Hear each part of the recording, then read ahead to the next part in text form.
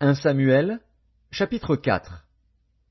La parole de l'Éternel s'adressait à tout Israël. Israël sortit à la rencontre des Philistins pour combattre. Ils campèrent près d'Ébénézer, et les Philistins étaient campés à Aphek. Et les Philistins se rangèrent en bataille contre Israël, et le combat s'engagea. Israël fut battu par les Philistins, qui tuèrent sur le champ de bataille environ 4000 hommes. Le peuple rentra au camp, et les anciens d'Israël dirent: Pourquoi l'Éternel nous a-t-il laissé battre aujourd'hui par les Philistins? Allons chercher à Silo l'arche de l'alliance de l'Éternel. Qu'elle vienne au milieu de nous, et qu'elle nous délivre de la main de nos ennemis. Le peuple envoya à Silo, d'où l'on apporta l'arche de l'alliance de l'Éternel des armées qui siègent entre les chérubins. Les deux fils d'Éli, Ophni et Phiné, étaient là, avec l'arche de l'alliance de Dieu. Lorsque l'arche de l'alliance de l'Éternel entra dans le camp, tout Israël poussa de grands cris de joie, et la terre en fut ébranlée. Le retentissement de ces cris fut entendu des Philistins, et ils dirent: Que signifient ces grands cris qui retentissent dans le camp des Hébreux?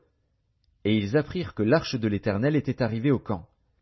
Les Philistins eurent peur, parce qu'ils crurent que Dieu était venu dans le camp.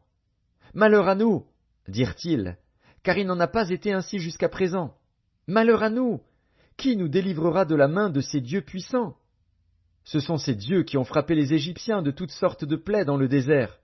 Fortifiez-vous et soyez des hommes, Philistins, de peur que vous ne soyez asservis aux Hébreux comme ils vous ont été asservis. Soyez des hommes et combattez! Les Philistins livrèrent bataille, et Israël fut battu. Chacun s'enfuit dans sa tente. La défaite fut très grande, et il tomba d'Israël 30 000 hommes de pied. L'arche de Dieu fut prise, et les deux fils d'Éli, Ophni et Phiné, moururent. Un homme de Benjamin accourut du champ de bataille et vint à Silo le même jour, les vêtements déchirés et la tête couverte de terre.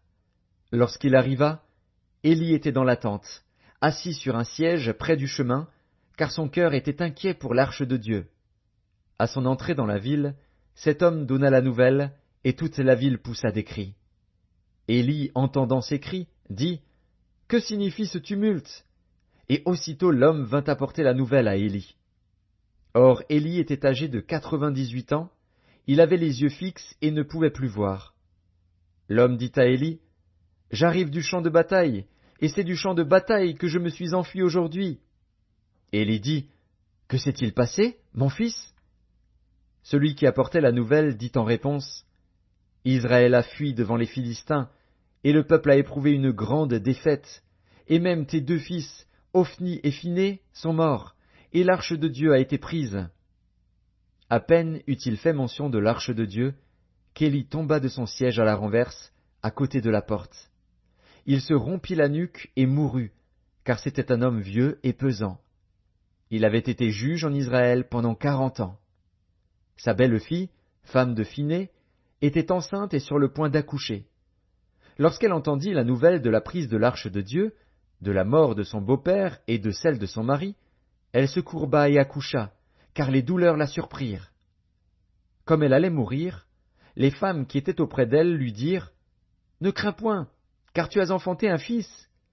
Mais elle ne répondit pas et n'y fit pas attention. Elle appela l'enfant Ichabod en disant: La gloire est bannie d'Israël. C'était à cause de la prise de l'arche de Dieu, et à cause de son beau-père et de son mari.